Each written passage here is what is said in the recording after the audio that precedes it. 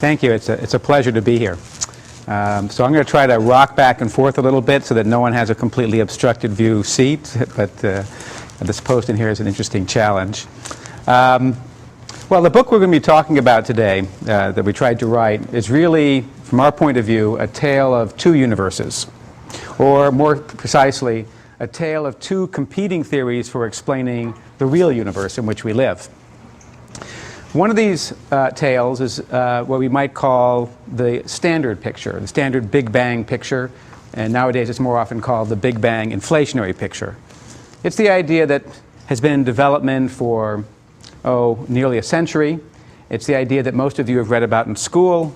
It's the idea which most cosmologists adhere to, and we might call it the currently reigning champion. And we're also talking about a second story, or a second tale about the universe, a challenger, a new idea that really is just born in the 21st century.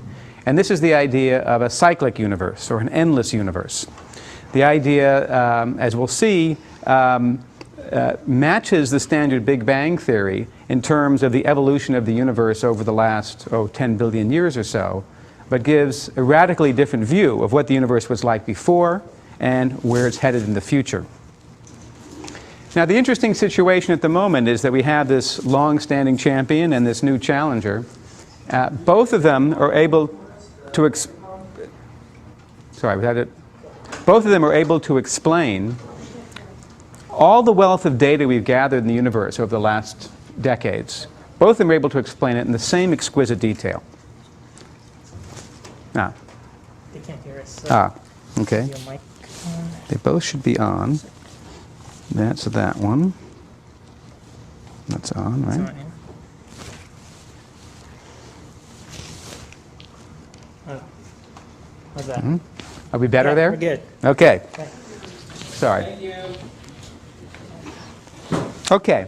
So what I was saying is that both these stories of the universe, both the conventional Big Bang inflationary picture and the new alternative we'll be talking about, are able to explain the entire wealth of data we have about the universe at present with the same exquisite detail. So essentially, the same data can be explained by two different stories so far. Although, as we'll talk about, in the future, there are things we can measure that might help distinguish them. But at the moment, we can't distinguish these two stories. So in fact, we intentionally wrote this book at an interesting time in which you can capture science, real science, as it's happening. Before you know the answer. I don't claim to know which of these theories is right. Before we know the answer, when you have a long-standing champion, a new challenger, and neither the theorists nor the experimentalists know which is right, each of us are risking, or taking a certain amount of risk in pursuing whichever idea we choose, not knowing which answer is going to be right. And this kind of high-risk science is, that's what science is really about. That's what makes it exciting. I don't have to explain to you this, analogous things here at Google.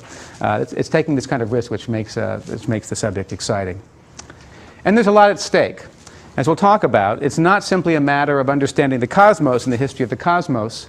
Really, the outcome of this debate very much will have a bearing on our view of how much we can learn about the universe, the fundamental laws of physics generally. What are the limits of science? Given the fact that we can only observe a certain patch of the universe, how much can we really learn about the entire universe based on that limited information? That's at stake as well. So I'm going to actually talk about both tales of the universe, beginning with today's Big Bang picture, and then we'll talk about the alternative cyclic picture. So I've called it today's Big Bang theory to emphasize the fact that today's Big Bang theory is different than what is for many of you the story of the Big Bang that you might have learned in school. So the story that you might have learned in school is a very simple story. There was a moment in time about 14 billion years ago when the universe sprang from nothingness into somethingness, into a fireball of space, time, matter, and energy, and it's been expanding and cooling ever since. Simple story, and when it hears that the Big Bang theory explains everything we observe, it sounds like it's a simple story explaining a lot. But as I'll explain, the theory as it stands today is really more complicated than that. As we've learned more about the universe, and more about the theory, we've had to add more and more bits to the story. So the story is actually today's Big Bang theory is not nearly as simple as the theory you learned about in school. And that's important because that gives a motivation for thinking about alternative stories, which might be simpler. So today's Big Bang Theory still begins with an assumption. It is an assumption. It's an unproven assumption that somehow it's possible to spring from nothingness, that means no space, no time, of course no matter and energy, into somethingness.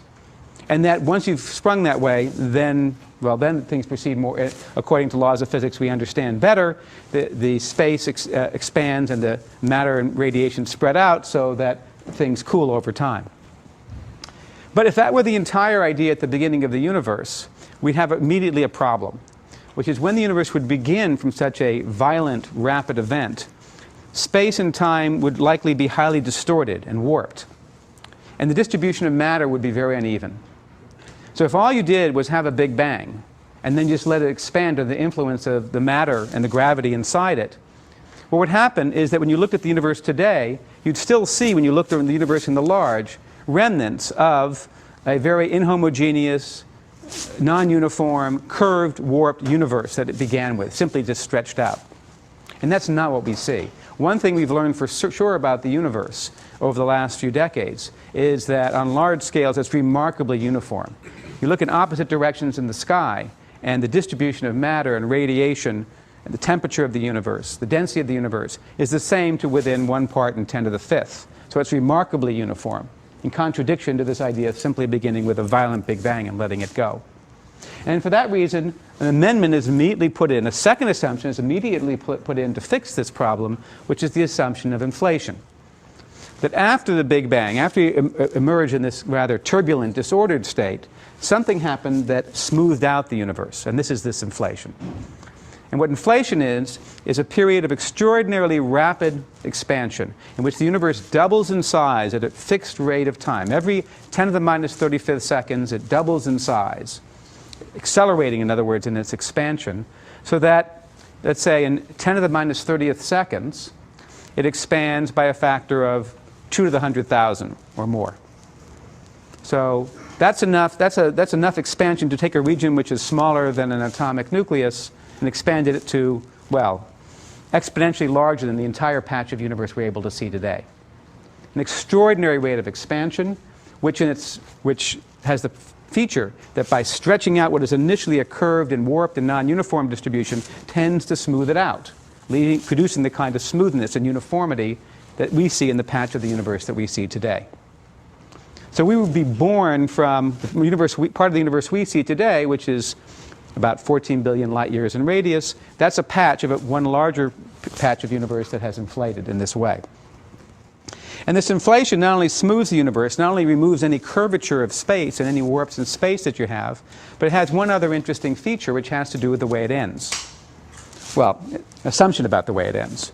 So first of all, in order to have this inflation, you have to assume there's a form of energy which causes the universe to inflate. It isn't matter or radiation. It has to be some other peculiar form of energy, which maybe you can ask me about afterwards, but I'm not going to say too much about. But the other thing you have to have is that this form of energy is unstable. It has to decay in the same way that a uranium nucleus decays, so that we can end the inflation and turn this energy, this inflationary energy, into something which then produces the matter and radiation that composes the galaxies and the stars and our cells.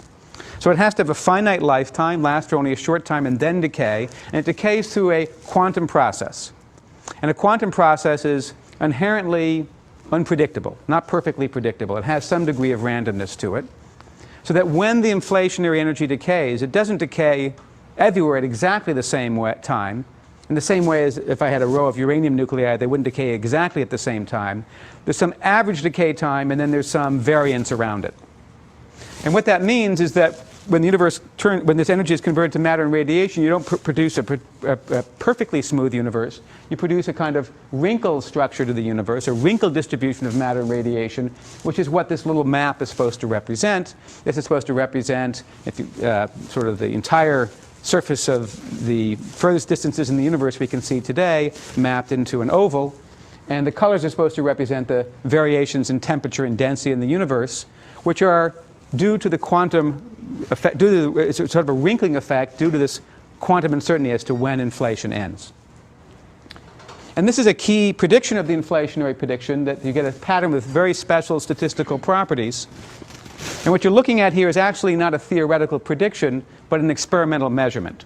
It's a measurement from what's called the Wilkinson Microwave Anisotropy Probe, or WMAP satellite.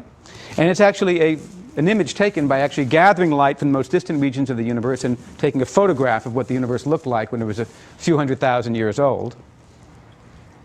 And so far as we know, to the accuracy to which this has been measured, which is pretty fine, it matches beautifully with the inflationary prediction. So that is what gives many cosmologists strong faith in the fact that this Big Bang inflationary picture is in excellent shape. Some would even say proven on this basis.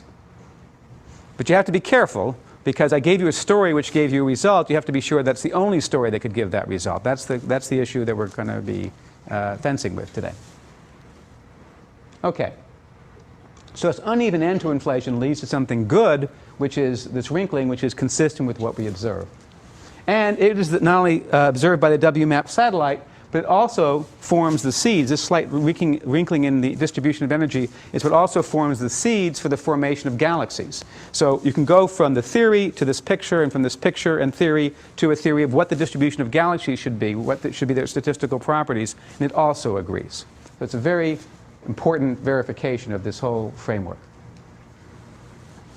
Once you have this inflation, the idea is that then although you've had to make some assumptions, you have to assume a Big Bang, you have to assume a special form of energy that decays in a certain way. You had to make a number of assumptions, but once you've done that, now you've set up the large-scale structure of the universe, even including the wrinkles. And in principle, at least the idea was, you should be able to explain everything else that happens in the universe from that point onwards, hopefully without making further assumptions. But it hasn't quite worked out that way.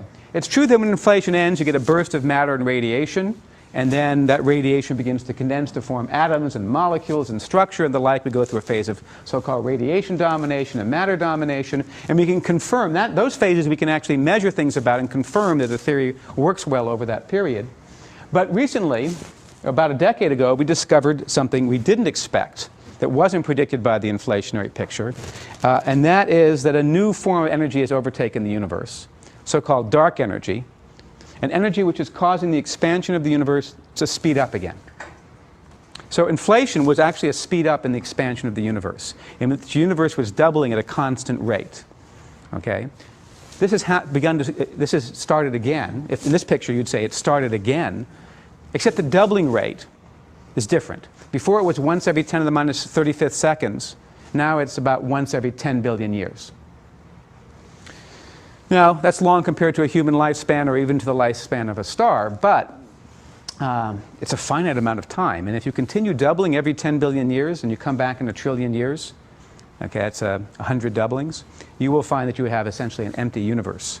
So in this Big Bang picture, we begin from nothingness. We have the universe evacuated by inflation. Then finally we have matter and radiation that we're familiar with formed. And then, just about the time that we've come around, dark energy is taken over, and the universe is going to be returned to an uninhabitable wasteland, vacuous universe. And the universe as we know it, the matter as we know it, only exists within what is a sort of, in cosmic scales, an instant of time sandwiched between two periods of vacuum, one dominated by inflation, one dominated by dark energy. Whatever you think of that picture, once you put if you're willing to put all these ingredients together, you can explain all the data that we have. We may or may not like this picture, but it is consistent if you put in all the assumptions and ingredients with what we have, including the assumption that there exists some form of dark energy that was produced at inflation with just the right amount of concentration that would agree with the data. So you have to add yet another form of energy and another assumption to go along with it. And it seems to have no connection to the inflation. It seems to be added ad hoc. So if we talk about today's Big Bang theory, although on the one hand it agrees with the data, it agrees at a certain price. And that's the thing that one should be concerned about when one's comparing different theories. First of all, it's definitely finely tuned. I didn't go into the details, but to get this inflation to give really the right statistical distribution of wrinkles that we see in the microwave background radiation and this WMAP satellite, the energy has to have very specific properties. It has to have a very specific amount of energy, a strength of energy, a concentration of energy, and it has to decay in a very specific way. Otherwise, you get the wrong pattern. So it works, but at the cost of fine-tuning. And as I already mentioned, when you add the dark energy part of the story in, it also works, but again, you have to add that in by hand at the cost of fine-tuning. Secondly, as should have been apparent from the way I described it, it is kind of a patchwork. Every time we've discovered something new about the universe, its smoothness, we had to add inflation. Recent acceleration, we had to add dark energy. And other things I kind of talked about, like dark matter as well. Every time we've discovered something about the universe, we've actually had to amend the picture. So we began with a very simple idea in the 1920s, just the universe emerging from nothingness into somethingness and expanding and cooling. But it's definitely gotten more complicated over time. And thirdly, the model doesn't really work exactly as advertised. And this is where we get to some really interesting issues. What I've described to you is the way the model is usually described in most texts and newspaper articles. Okay, so you have Big Bang, it smooths the universe out, everything ends inflation, and you end up with a nice smooth universe except for those wrinkles. It's really not the way the model works. That would suggest that first you smooth it, that's what that gray-like square is supposed to represent, and then it decays and forms stars, and everywhere in the universe looks the same as it does here. That was the initial idea back in the 1980s, but that's actually not what happens in inflation. What really happens is something more subtle. This is how it really works. What happens is you have the inflation comes and dominates the universe. It makes some patch of it smooth. And then I said the inflationary energy begins to decay. Well, you might imagine that some large patch of subpatch, like I've drawn it here as a circle, some large piece of that patch, in fact, decays and forms matter and radiation as we know it. And it may not be as regular as that circle, but some large fraction. But it's not 100% of the original patch. Due to the same quantum effects that regulate the rate at which the inflationary energy decays, that control whether it decays early or late, through that same random process, it's always possible that there's some region left behind that hasn't ended inflation. Just like if I have a block of uranium, it's always possible that one of those uranium nuclei hasn't yet decayed, even well after the average lifetime. Now you might say, what do I care? Almost all of it is decayed. Well, the reason why you have to care is because inflation amplifies these rare events. The region that's left behind keeps inflating while the region that ended inflation has stopped.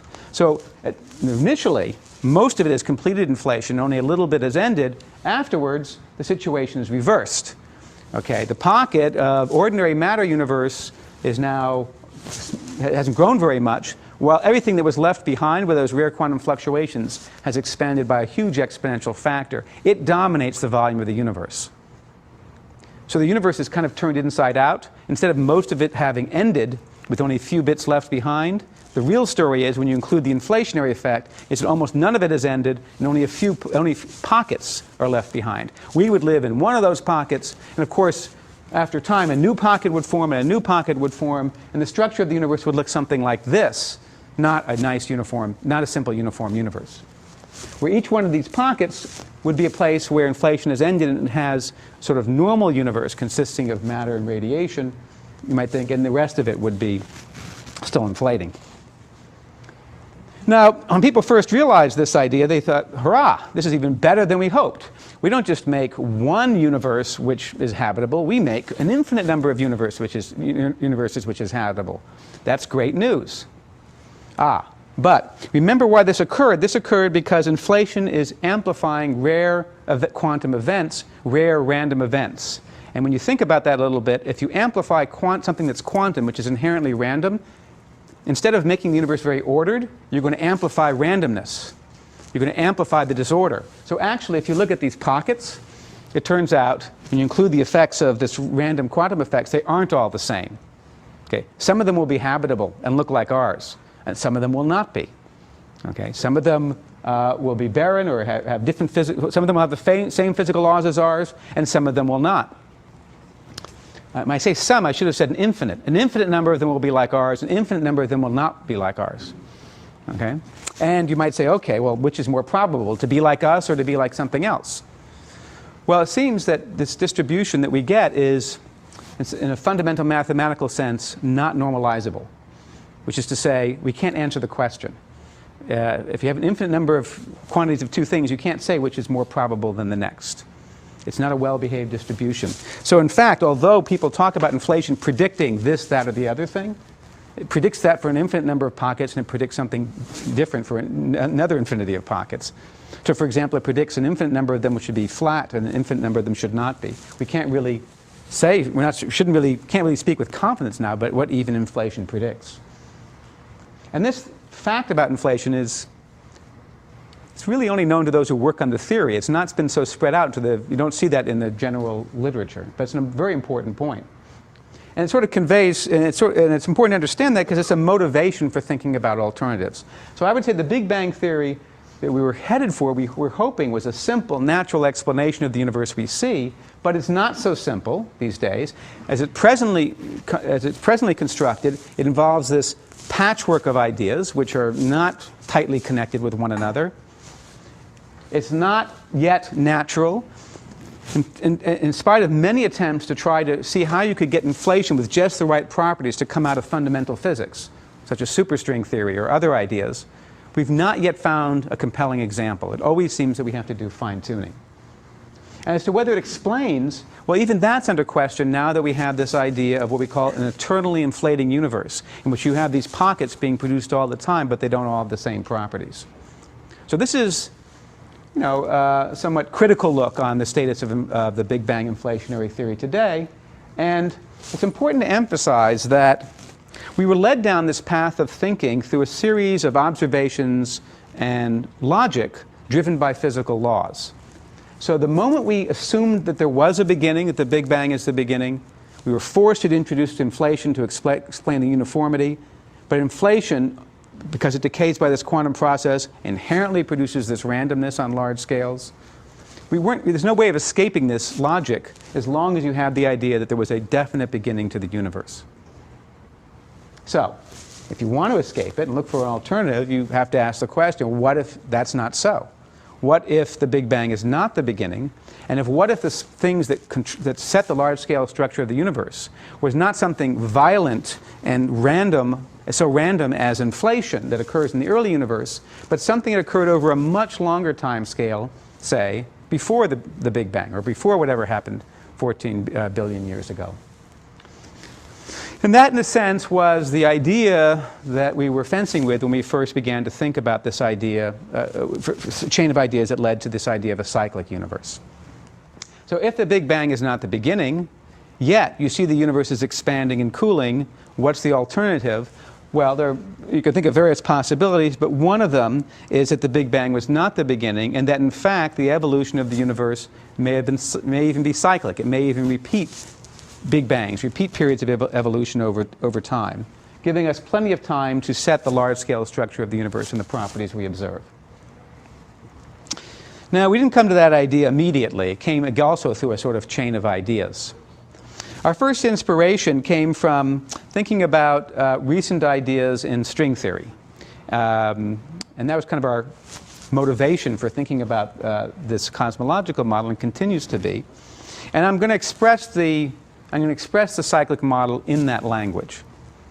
But before I do, I want to emphasize that even though that was our motivation, and even though I'm going to use that language, the cosmology and string theory are not, one does not require the other. String theory does not require the cosmological picture that I'm going to present, nor does the cosmology require string theory. They can fit together very nicely, and it's good to know they can fit together nicely because it says there's a hope for both solving the fundamental laws of physics at the same time as cosmology, but they really are independent. So bear that in mind.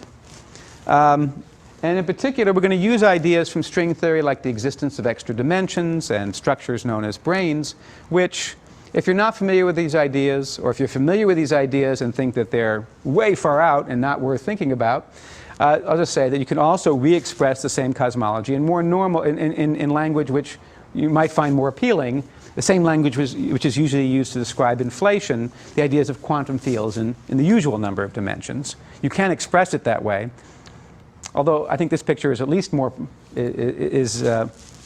geometrically appealing, and, as I said, dovetails with many current ideas in fundamental physics.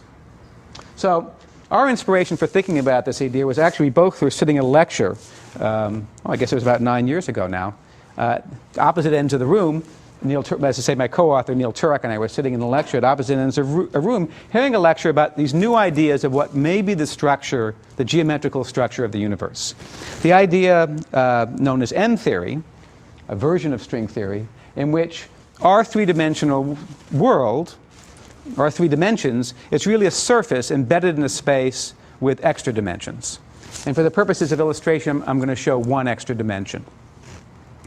And it's separated by a small, almost infinitesimal distance from another such world with a certain gap in between. And it turns out this structure, this sort of geometrical structure of the universe, automatically allows string theory to have a spectrum of particles and forces which is in agreement with what we observe in nature so far. So this structure, I want to emphasize, this geometrical structure was not inspired by anything to do with cosmology. It was inspired trying to find a version of string theory which matches up with facts we already know about elementary particles. So we would live in one of these worlds. Our stars and galaxies, everything we see would live in one of these worlds.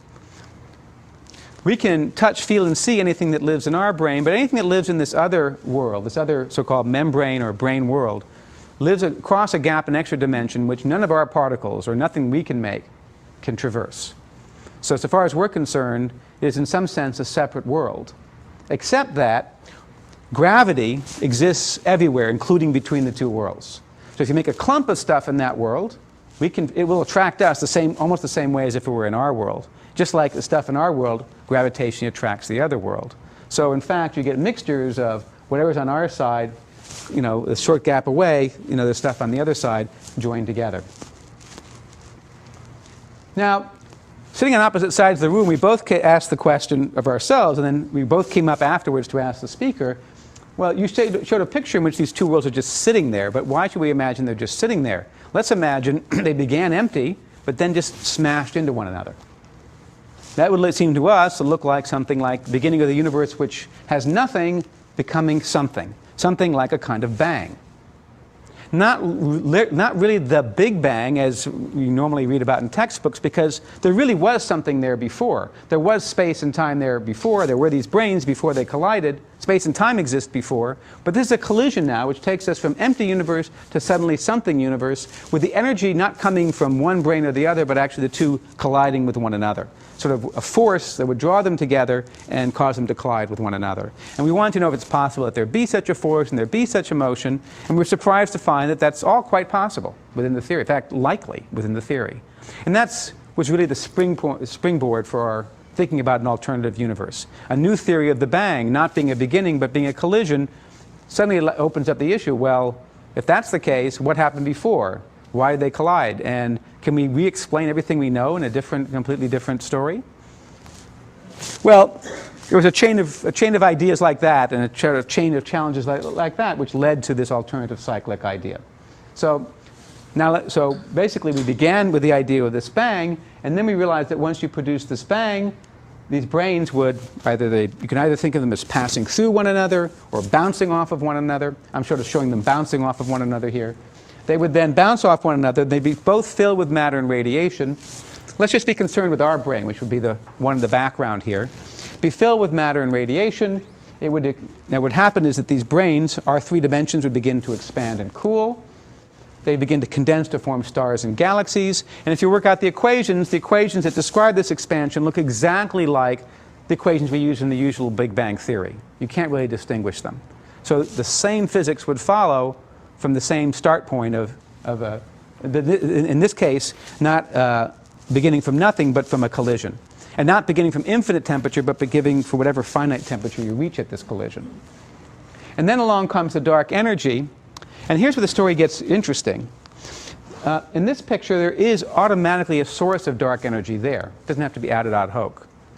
If there's going to be a force which is drawing these two brains together, it's like having a spring which is drawing them together.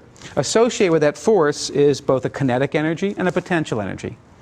And it turns out the potential energy of such a spring looks a lot like, or can look a lot like, dark energy. It can have the same effect as dark energy, causing the brains to then, once it takes over, once the radiation and matter have been diluted enough through expansion, it takes over the energy of the universe, and it causes the expansion to accelerate, the universe to start doubling in size every 10 billion years or so. Now actually, if you want to have a cyclic universe, one of the key challenges is the following. I need to make a universe that's going to make all the complex structure we see. It needs to evolve to make that complex structure we see, but yet I somehow have to get back to a simple beginning again. Well, I would claim that if you want to imagine such a universe, dark energy is the ideal form of energy for making such a universe. Because what the dark energy does is it takes a universe with all this structure and over time it smooths it out and dilutes it, bringing the universe back to a very simple state where the brains are essentially empty. All the matter has been spread out and diluted to a point where it's completely insignificant. And it brings us back to an extremely simple beginning to the universe of just two parallel empty brains, which are then now free to collide again. In fact, because this dark energy is a kind of spring-like potential energy, it's not going to last forever. It's also, at the same time that it's causing the expansion this way, it's slowly beginning to draw the brains towards one another. It's associated with this spring-like force. And eventually it will shut itself off. That is to say, it will stop accelerating the universe because eventually the brains will pick up enough speed that their kinetic energy dominates the potential energy, and then the dark energy phase ends, and we go into a kind of contraction phase. Not a contraction of the brains. The brains are always spreading in this picture, but a contraction of the dimension in between. So unlike the old idea of a cyclic universe that people talked about in the 20s and 30s, where it was our three dimensions which were kind of breathing in and out over time, an idea which we now know fails because it requires too much matter in the universe and because this breathing mode doesn't keep at a regular pace. This model instead has the idea that there's kind of a mixture of expansion along the usual dimensions and regular contraction and expansion along the extra dimension. And this kind of mixture of sort of a cyclic behavior with a stretching behavior turns around to get around all the problems of all previous cyclic models, and during this contraction phase does one other amazing thing. So during this contraction phase, these brains started off flat and parallel and empty, made that way by the dark energy, but as they begin to move towards one another and they stop expanding, instead quantum physics takes over and they begin to wrinkle. So in fact, if you look closely at that picture, they're not quite as smooth as they were before. They've actually begun to wrinkle, and that wrinkling is important because it means that when they hit one another and go through a kind of crunch, you don't hit everywhere at exactly the same time. So some regions collide and heat up before others, so that when you're through and they come apart again, the distribution of matter and energy is not precisely the same as it was before, but it's some kind of, and you get back to the bang again, it's not quite what it is before, but it's somewhat wrinkled. Sorry. It's somewhat wrinkled. And curiously enough, it's wrinkled in exactly the same way as the Big Bang inflationary picture predicts, in exactly the same way as the WMAP picture measures, at least to the level we've been able to measure so far.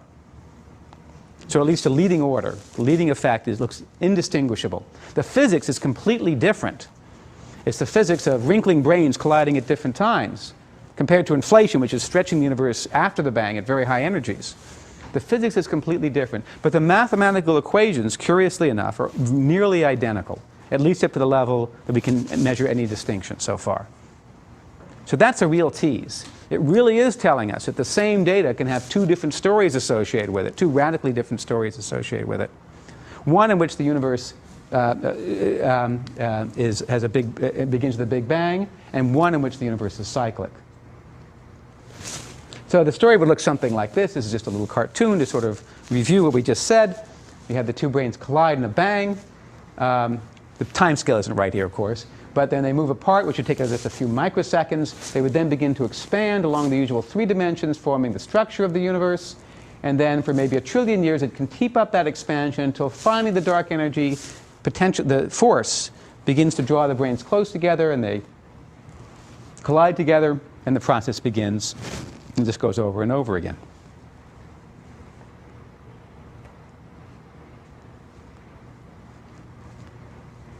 Now, of course, the question we want to know is which model is, if either is right. Could be both of them are wrong, but if one of them is right, which one's right? How can we tell?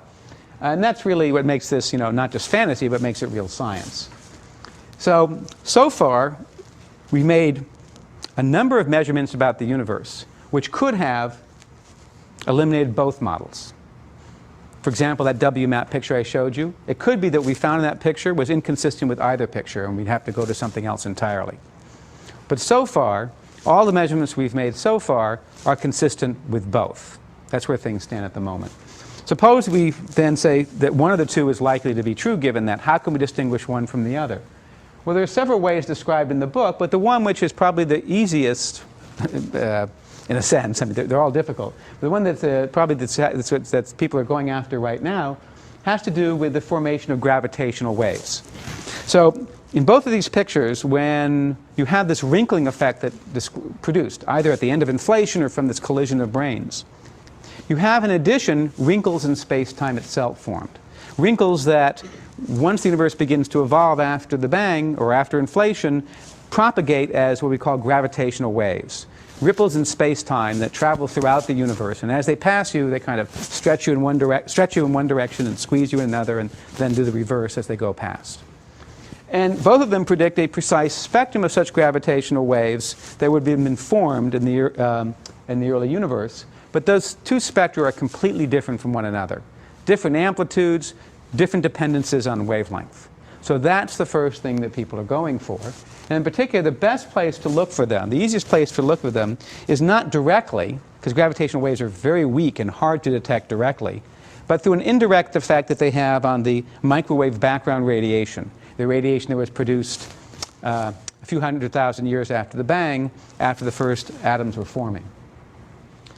So I showed you a picture that I call the W-map image, which is an image of how the temperature and intensity of the radiation varies across the sky. To look for gravitational waves, you don't just want to measure the intensity, you actually want to measure the polarization of that light. So you want to imagine making a satellite which has Polaroid lenses on it, which is what that cartoon is supposed to represent, because it turns out gravitational waves produce a very special, recognizable, mathematically distinct polarization signature in that map.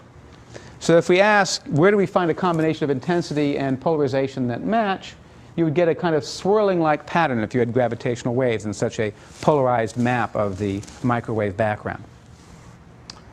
And one of the great efforts underway, and experiments that are right now being conducted on mountains in Chile, and a number of experiments at the South Pole, balloons which are circumnavigating Antarctica, and satellites which are planned to go up in space in the next year, one of their prime goals is to look for this polarization pattern.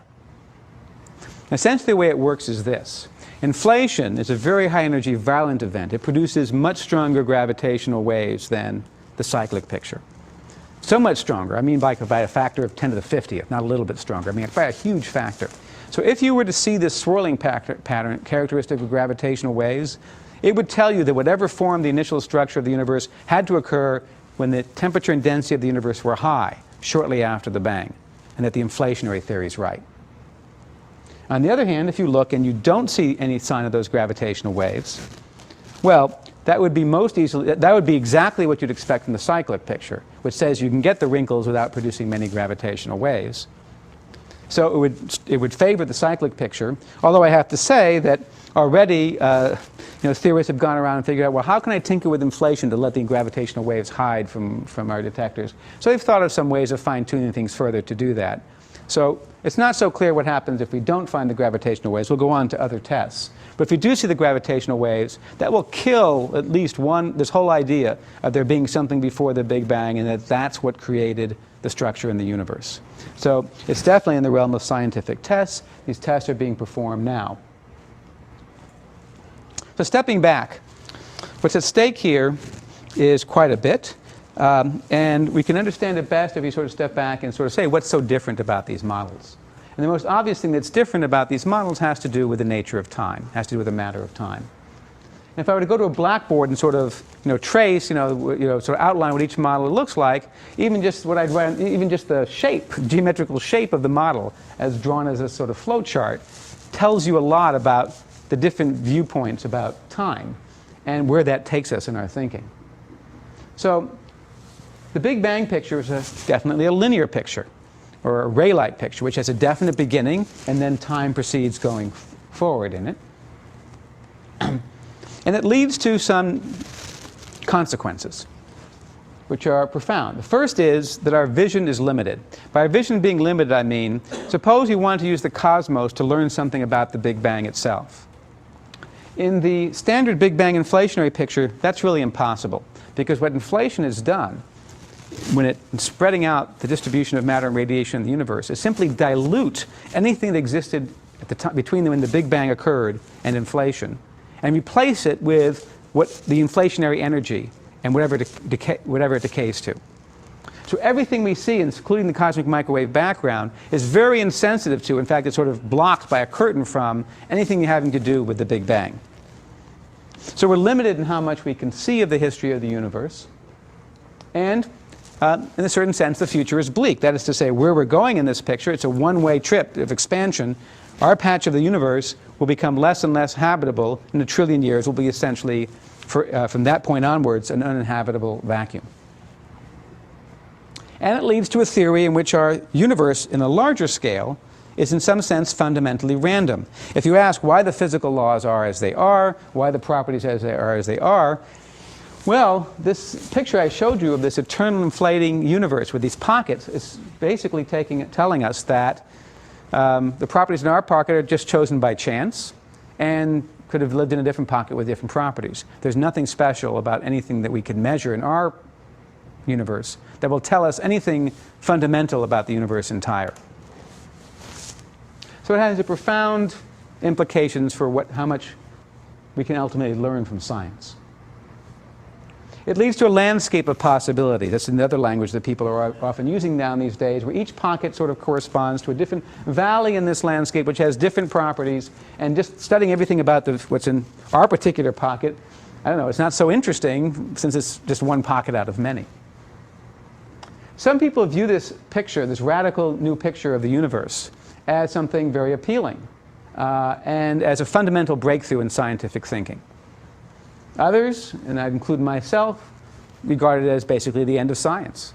That if you tell me that no matter what I measure in my local region, it's not telling me anything fundamental about the universe entire, that's really a limit, a fundamental limit of science, because we're restricted by the laws of physics from seeing beyond where we can see. So it's important to note there's an alternative possibility. And the cyclic picture tends to draw the universe. The way you can get a cyclic universe is you have laws which are kept regulated. And in fact, cycling acts like a regulator. If you have pockets that begin to deviate and begin to develop different properties, they become kind of like defects. They cease to cycle anymore. The cycling kind of forces you to a unique set of properties. In this picture, our vision, when we look at the microwave background, not only takes us to the Big Bang, it actually extends beyond the Big Bang. What we're seeing in the cyclic picture, in the interpretation of the cyclic picture when we look at this map, is literally the big splat that occurred when these two brains hit, the pattern of splat. And the reason why it's not particularly even in this picture is because of events that occurred before the bang. So we can use this picture to determine what the conditions were like before the bang, even things like what rate these brains were moving when they collided into one another. And the future is, in some sense, hopeful, in the sense that this patch of space does not become a barren wasteland. We are just the latest generation in what may have been many, or perhaps even endless cycles in which new matter was formed, new bangs occurred, new matter was formed, new galaxies were formed, new planets and life. We're the most recent addition, and the future, the universe, continues to be a fertile land, if you like, a region where there's always the opportunity to produce new galaxies, stars, planets, and life. And instead of getting an endless landscape, you get a universe which is what many of us were aiming for back in the 1980s when the Big Bang and inflationary picture was invented, a universe which really is the same everywhere, which has the same properties and the same physical laws almost everywhere, which is consistent as far as we can see in the universe. So it's in some sense a simpler picture, although we can't say for sure what lies beyond. So there's really a lot at stake, as I tried to emphasize in this picture. I just tried to give you a sort of feeling for what some of the issues are at stake. The book goes into much more detail about both the ideas and the history that comes before them. And basically the issue comes down to, do we live a universe in which bang goes to crunch, goes to bang, goes to crunch? Sort of endless universe? Or do we live in a universe which had a definite beginning and is approaching a wasteland? And the very interesting scientific enterprise that's underway now is one that will help us decide which of those two pictures is correct. I think it's a story which will have a profound influence on all of us, really. I don't think, no matter what your philosophical or religious or personal point of view, the answer to which one of these is right has to have a profound effect on the outlook. And what the book tries to do is invite you to join in this enterprise when we still don't know the answer. So you can kind of follow, as experiments occur, you can appreciate why they're so important, why people are so eager to find the answers. So I think I'll stop there and let you ask questions. Yes? So why do we need to have a cycle here instead of just saying that when the brains collide, that's the beginning of the universe, and they might just continue going on away from each other forever? So, in fact, that we began with that idea. So the cyclic universe developed as a series of steps. We just began, first of all, with the idea of collision. Then we said, okay, maybe the brains could wrinkle, and that could produce the distribution of fluctuations we see in the microwave background. Maybe we can get by with just one collision. But where we got stuck there was that things would only come out right if you prepared the brains in just the right way, in some way that they were flat, parallel, and nearly empty. And to assume that at the outset is a little bit like assuming the universe is smooth at the outset. It's a very special assumption. So we thought, well, do we know any mechanism that might smooth the universe? Well, we do know such a mechanism. Dark energy is such a mechanism. It's just that dark energy has only taken over the universe recently, whereas we want to smooth the universe out before the bang. But if you think about that thought a moment, you immediately jump to the idea, well, maybe, just maybe, it's possible that the same dark energy that's smoothing the universe out now actually was dominant before the bang. And so that's what led to this idea of a cyclic universe. So I don't say it's the only possibility. We did, people do, and one certainly can provide examples of sort of single collision universes. But the nice thing about the cyclic universe is it brings the dark energy we're seeing today it connects it directly to the beginning of the universe. Whereas in all these other pictures, it's kind of ad hoc. There's something that begins it, and then there's dark energy later. But it sort of ties them together in a very natural way that occurs when you have this setup of these brains. So if the flatness pre-collision is due to the last universe's dark energy, presumably this applies to that previous universe as well. That's right. So like you start out with a rough universe where they aren't parallel, and each time they bang, they get more and more parallel and smooth? Well, yeah, so the process, so we don't, these cycles could have been forever. They're self-regulating in the sense that after you smooth the universe out, they develop wrinkles, they form structure, and then dark energy takes over and smooths things out to what they were before. So it could last even forever. Or you could, I think what you're imagining is, I could begin with the universe many, many cycles ago, which was quite rough, much rougher than anything that we've seen in this cycle. And it would be smoothed out and would settle into the structure we see today. So it has what we call an attractor behavior, that even if it didn't begin in this cycling mode, you started off in some random state.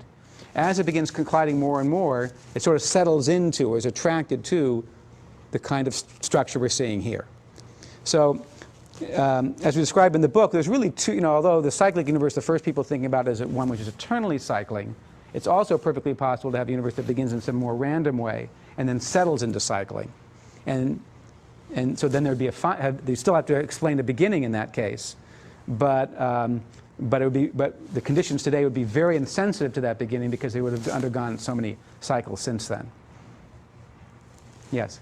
A question about gravity. I was wondering, when you're talking about gravity before, why is it that gravity can penetrate between the brains when it seems like most other forces and energy can't? And is it somehow, because it has that property, is it somehow related to dark energy that's pushing and pulling on brains? That's a good question. Let's see. So gravity, as we understand it, is associated with the elasticity of space-time. So wherever there's space-time, on the brains or between the brains, you can always stretch and deform it, and that's the effect of gravity. Now, these brains are are very special structures. They have special physical properties which allow particles like electrons and photons and quarks to live on them, to exist along them, whereas most points in space don't have the right physical properties to allow particles with the particular spin and what we call chirality properties that they have to exist between them, to exist any point in space. They're very special, it's like endpoints along this extra dimension, which have very special mathematical properties which allow certain particles to exist that can exist in between, including the particles we know. So other forms of matter and other forces aren't directly associated with space-time in the same way that gravity is. That's the reason for the distinction. The dark energy is not so much to do directly with gravity as the fact that these two brains themselves, they do interact with one another. They can interact through virtual quantum processes, and those will provide a spring-like force, which will produce both a potential energy, a dark energy, and eventually a kinetic energy when it draws them together. So that's yet a third effect. Yes? I was just wondering how the scientific community has received your theory. Have you been hailed, ostracized, or? I would say thoughtfully. In other words, it is an unusual situation. Usually when new theory comes along, sometimes you have a situation where a theory contradicts something we know. We know it has to be replaced. And then when you find something better, everyone hails it. So in the case of inflation, we had discovered that the Big Bang can't produce the smoothness, or is unlikely to produce the smoothness that we see. Inflation was the first solution to be found. When it was found, it was pretty soon hailed as the leading idea. The current situation is a little bit different because at least the naive view of the Big Bang inflationary theory seems to be in beautiful agreement with everything we see. I've mentioned some of these things about the randomness. People aren't so sensitive about that. But the idea that we can reproduce this WMAP picture is something that people find very compelling. And so people are more loyal to, more drawn to, they view the inflationary theory as the champion. Now, here's this challenger. Why do we need a challenger in this current situation? Well, I think I've given you some reasons why we're looking ahead at a challenger, but I think people haven't yet caught up to those ideas. So I wouldn't say it's certainly not been hailed. I wouldn't say ostracized. I think people are kind of looking askance, and they will not spend a lot of time on it until they feel there's a compelling reason to do so. And it's our job to improve the theory, find a compelling reason to do so, convince our experimental colleagues, we've already done that, to go after testing them, and then those tests will answer it. I mean, if we see those gravitational waves, then they'll have been perfectly right to ignore us, and if we don't see them, I think people will have to wake up and say, oh, well, now we have to begin to think more seriously about these alternatives. So I would say on the whole it's been a pretty healthy reaction. It's the right, thoughtful reaction that one should have. Yeah? In this theory there is no, you don't mention anything about the beginning, right? It's something yes. in the middle. Yeah, so that's because I don't know. So what we've shown is that it's possible to cycle for arbitrarily long periods of time. Now, could that be infinite in the past? So far as we know, we've asked ourselves, is there anything that forces us to have a beginning in this model? And the answer is no. Not yet. So we've never discovered, although people had various ideas about, you might run into contradiction with perpetual motion machines or thermodynamics or something like that. There are things you could imagine you might run into trouble with. You look at those things, you discover, so far as we know, there's nothing that prevents these cycles from going forever into the past. So that's interesting, that you could actually have something that cycles forever. On the other hand, there's nothing about the model that requires that either. The model is really about explaining the universe we observe, which is a product of what happened just before the Bang and the present. So you could imagine that well into the past, there really was some beginning event, okay, which I can't explain to you what it is, and then it would naturally settle into this cycling behavior, because the cycling behavior has the effect that it creates lots and lots of space with the same physical properties. So it sort of draws the universe towards that. So that's another logical possibility. So I'm completely agnostic on the issue of whether there's a beginning or not. I just think it's interesting that you don't have to have one. Did you have a follow-up to that, or did you want? The other question I have was regarding this. Well, they hit at the galaxies they just created and it started expanding, then again they get closer. So what happens to the stars of the galaxies who are going off? Who are being stretched out there? Well, essentially what's happening is that they're being stretched. The space is growing so much during these periods of expansion that the stars and galaxies are moving out of each other's fields of view. So let's just take an even much shorter time scale. 1 trillion years from now, everything that's beyond Andromeda will have moved out of our field of view. Okay? And most of space won't have any stars and galaxies within its view. That's what's happening here over a similar time scale, is that most of space is emptied out. That's the part that will continue cycling. In those rare regions where there are still clumps of stuff, probably nothing much will happen. It'll probably just be left behind. And it won't neither grow nor it'll probably just collapse into some kind of black hole or something. But most of space will be empty in the way that I've shown you. And that will always be a continuing process. There'll always be more empty cycling space than there will be anything else. Also, there's a possibility of another bang in some location that we don't see. It's out of our view. Well, you could imagine that there's, depends how you want to name things.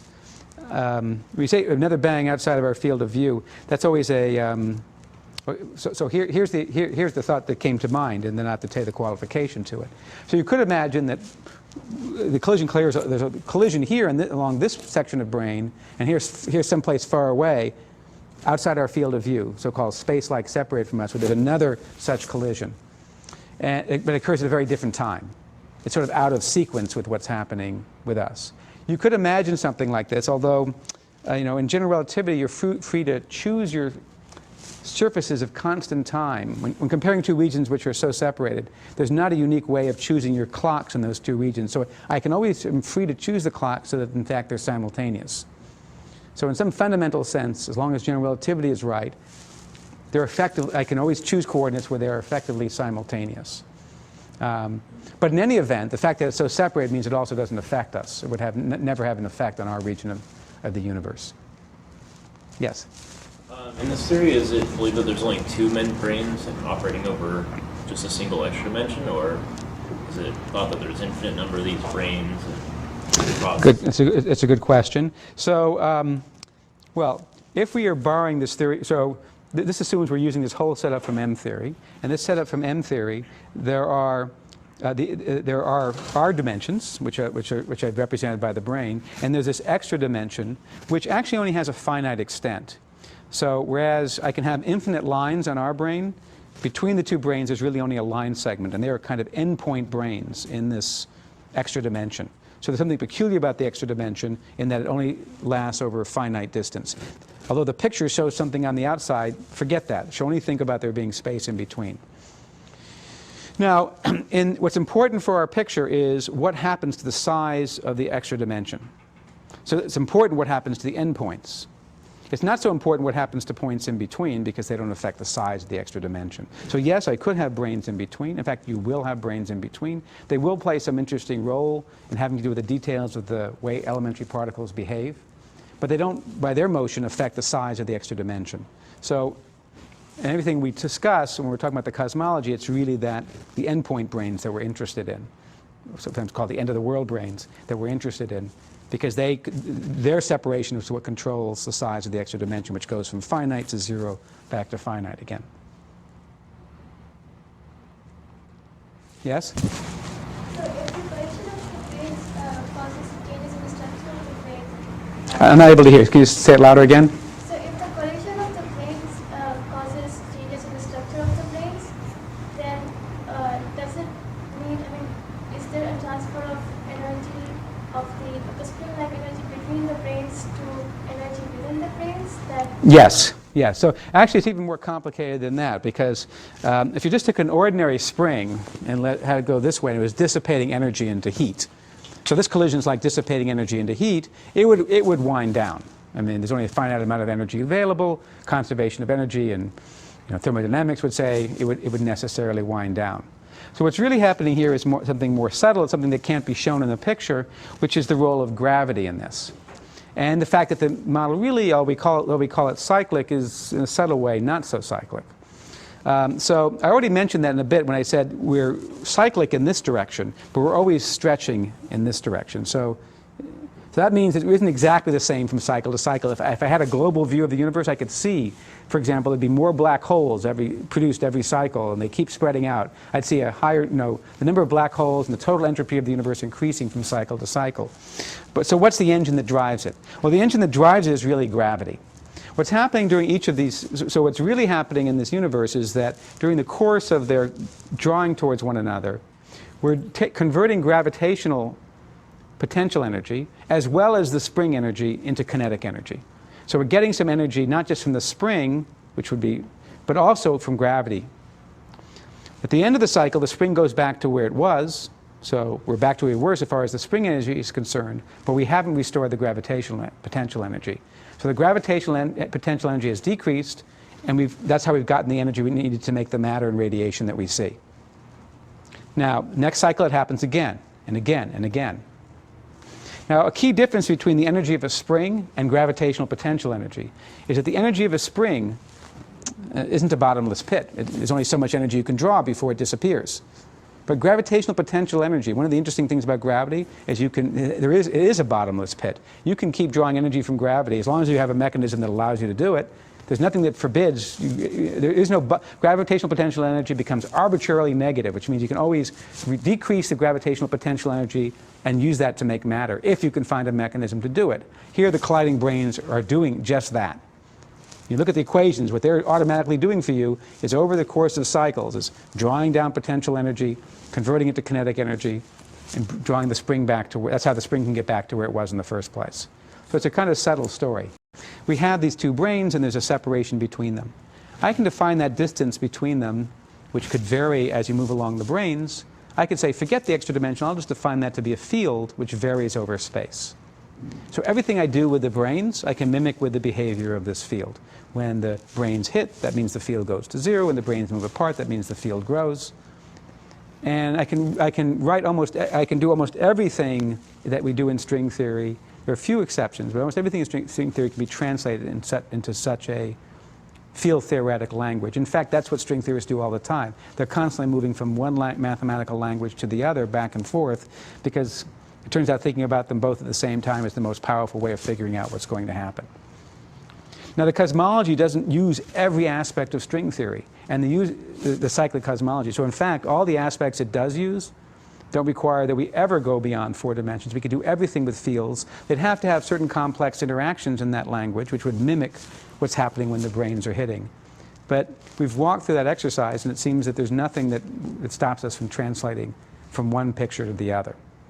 So, in fact, now that people have realized that, that's gotten a lot more cosmologists involved, because it was kind of interesting. There's the string theorists who are quite happy with the idea of string theory in extra dimensions. There's your observational cosmologists who think that idea is rather highfalutin and abstract and should have nothing to do with the real world. And now that we can see that we can translate from either one picture to the other and back and forth again, it's gotten the cosmologists a lot more interested in this picture. They realize, oh, I can understand this using mechanisms which are not so different from the kind of mechanisms ideas that we use for inflationary theory. And in the last year, we've actually seen a growth of various alternatives, various variations of this colliding, what I'd call the colliding brain picture, translated into field language, in fewer dimensions. So the way I like to think about it is when you do that translation, the theory looks more complicated and messy than the geometry. Okay, but it uses more ordinary ingredients. So you can either use ordinary ingredients and they interact in a complicated way, or simpler ingredients like brains and extra dimension, but less familiar ingredients, which interact in a what looks to be a simpler way. Those are two different languages for describing the same thing. So with that, I think we're out of time. Okay. Well, thank you very much. Thanks for all of you for your attention.